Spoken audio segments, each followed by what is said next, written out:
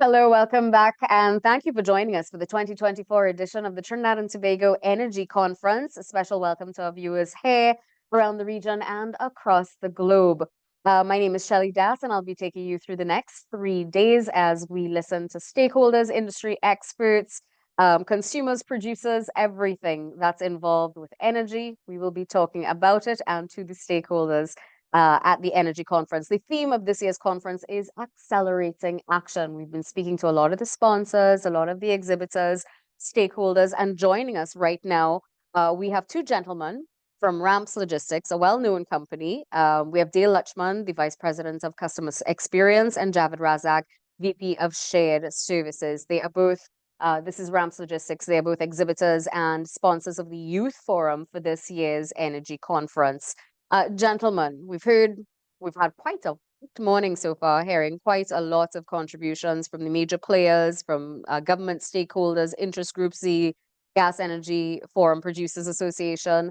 What have you heard so far that has piqued your interest and curiosity, that's resonated with you? Javid, I'll start with you. Yeah, I think the comments from the Prime Minister and Dax, their interview was I think it went really well. I feel like the Energy Chamber and at least the Prime Minister seem to be on the same page, and in the past it didn't seem as such. It seems a lot more collaborative, a lot more friendly. And Prime Minister did say that he felt that the Chamber has improved on their effectiveness in the last few years. So And I that think, seems to have resonated with Ramps. So how does it make you feel? You're yeah, happy about it? I think so. I think because one of the barriers we always tend to feel is that it's difficult for the private sector to get a voice, to get their voice heard in state ministries, right? And I mean, the Prime Minister has shown this year directly himself that he's been leading some energy efforts, right? As well as the Minister of Energy. So we feel like, at least on this sector, they seem to be very tuned in. And hopefully that reflects in some better, as they said, collaboration going forward. Dale. Yeah, so I want to echo Javid's sentiments. You've seen that commitment from June 2023 come forward, and it's good to see it being explicitly stated on the platform this morning. There's lots of opportunities opening up from what we understand, and it's through collaboration between the Energy Chamber, its stakeholders, its board members, and the government, giving them that support that we're hearing of a lot of upcoming activities for 2024. So accelerating action is the theme of the conference. How does Ramps feel about this theme? Ramps is one of the companies who has been getting a lot done or trying to get a lot done in the region. How do you feel about the theme itself, accelerating action, and how does it apply to you? What would you like to see going forward?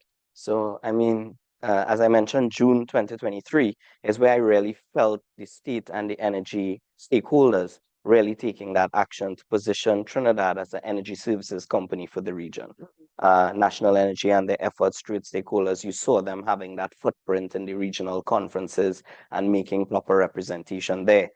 To me, that was the beginning of the action we needed to see coming out of having such a robust energy conference. Now we're actually taking the efforts and taking the companies and getting the outreach there to get all of our energy services companies, the manpower, and all those talents that we have in Trinidad and Tobago supplied to the region. Where are the challenges? Now, before we came on, one of the things in the conference that's being discussed is, of course, the need for increased strategic collaboration. Would you say that's still a challenge? Where are the challenges right now to this accelerating action and doing business in general in the energy sector in the region? Yeah, I think so. Definitely, the team is up, right? But I think we need to go a little deeper and figure out exactly where things need to be accelerated, right? I'll give it from a Ram's perspective, right? We move cargo people between countries for the energy sector in a big way, right? So we interact with a multitude of government and other agencies, including customs and a whole bunch of others, right? And the bottlenecks don't only exist within the energy sector itself. Yes, there are entities within here, but there are entities within the government itself and different parts of the state that are not aligned, right? And they hold back sometimes a lot of productivity in various different sectors. So I think if we're going to get improved acceleration, we kind of need to specify from whom, both within the country as well as with other agencies or other countries across the region. And I think like a actual checklist of what we're trying to achieve in a certain amount of time would be very helpful if we really want to accelerate things. Dale, you agree? I do agree, and to even dive into more specifics, especially as it relates to our industry, we see the governments, Trinidad, Guyana, Suriname specifically, we see those governments really discussing collaboration, energy services, and sharing. And I think this is where an entity such as the customs bodies for the three countries really need to be intertwined because there's so much cargo moving on and off rigs for nearshore as well as onshore and offshore developments. And these assets are constantly being moved by the various EPCs, subcontractors, and so forth.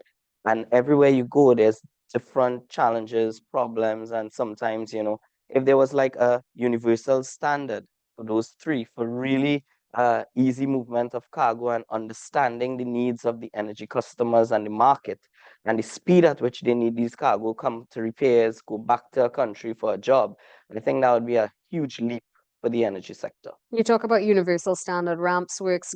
Give our viewers an idea of how many countries and what countries you're working in right now before I pose the question. Yeah, so Rams is headquartered in Trinidad and Tobago, and we have major offices in Guyana, Suriname, US, Colombia, and Mexico. Okay, when it comes to, the alliance between Guyana, or what they would like to be an alliance between Trinidad, Suriname, Guyana, we have MOUs signed and all of that. In terms of making these things work, and given your experience, especially in both countries, what would be some of the challenges that you have faced? And if you had a blank slate, what would you recommend to overcome those challenges? Sure. I think we have an interesting story in Guyana, especially because we went in before there was development for oil and gas, Mhm. right? So as the oil and gas sector started to take off, we were in a good position to, get a lot of work in there. And then when the local content legislation came in a couple of years ago, we suffered quite a bit of setbacks in that it was quite public about how things were going, right? And I think, we do praise the government of Guyana for being strong on local content. Is one of the areas we find that our own government in Trinidad has not been very strong on over the years. But I think there are lessons to be learned on both sides. What are they? Yes. Yeah, you don't want to over police a particular sector to the point where you kind of scare off investors, which is what is potentially could happen in case of Guyana. And at the same time, you don't want to under police it in such a way where companies feel like they aren't having a fair shot, which is sometimes how we feel in Trinidad. We actually feel we're on both sides of the local content equation, and we feel like we get hit on both sides of it sometimes. So what would be the recommendations again, apart from over policing or under policing? Go ahead. Yeah. Go ahead. So yeah, adding to what Javed said, we experience both extremes, and Suriname is somewhere right down the middle where Yes. they're setting up their framework. And in retrospect, you kind of notice or at least uh, respect and welcome what was done in Guyana because in a certain sense, you had to take a really strong stance and then bring it to that middle point that Javed is referring to. Otherwise, it'll just drag on for years as some kind of mediocre, substandard local content policy that people don't actually follow.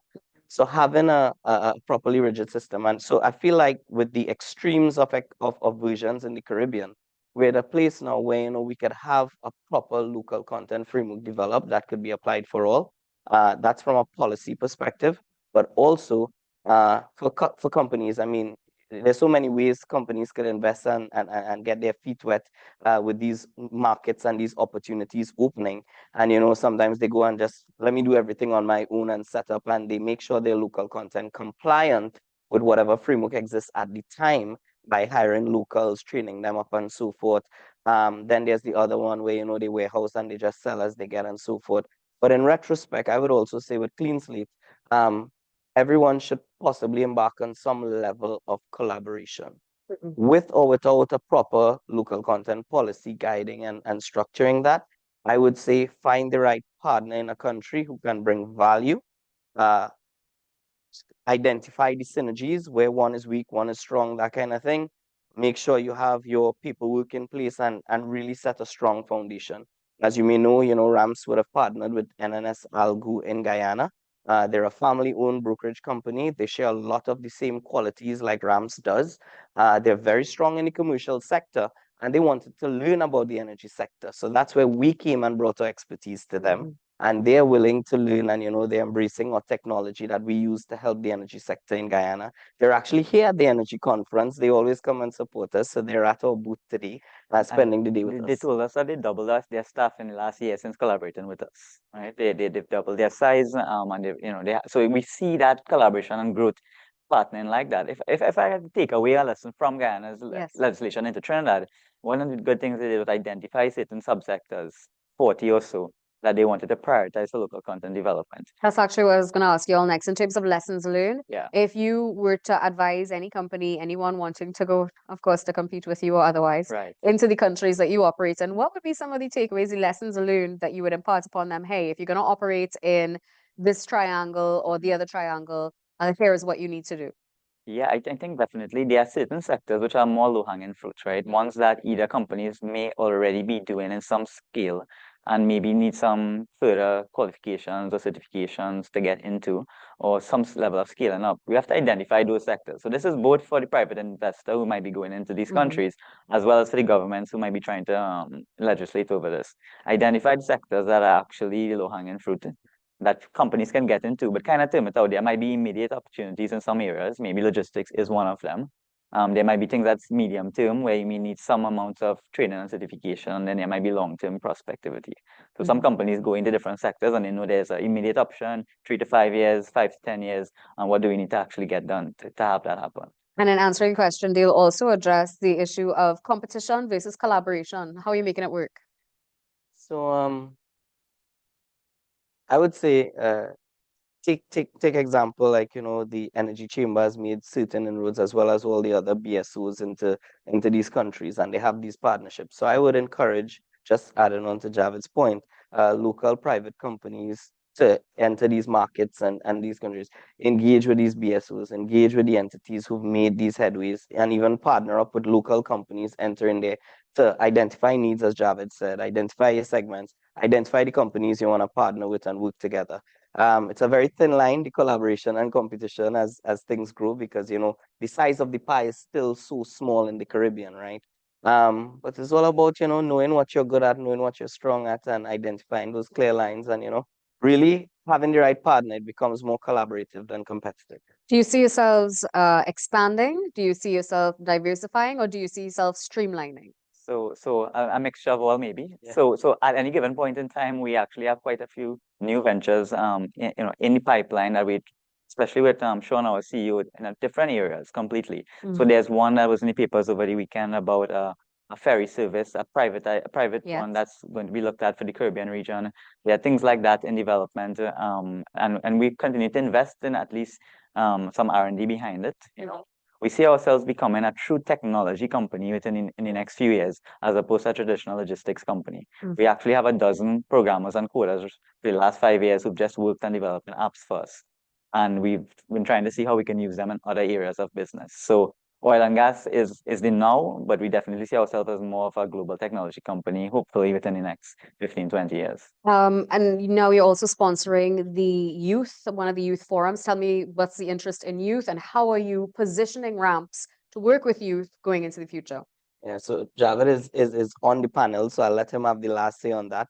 But we were approached by the chamber, Natasha and the team, for that opportunity, Priya, Dr. Priya and they, and we grabbed onto it because we fully believe in nurturing youth. If you visit any of our offices, it's young, fresh pieces out of university. The 12-member team that Javid spoke about, full in-house coders from the University of the West Indies that basically built our software from scratch, totally in-house, that we are now on the cusp of licensing to other companies in the energy sector to use, right?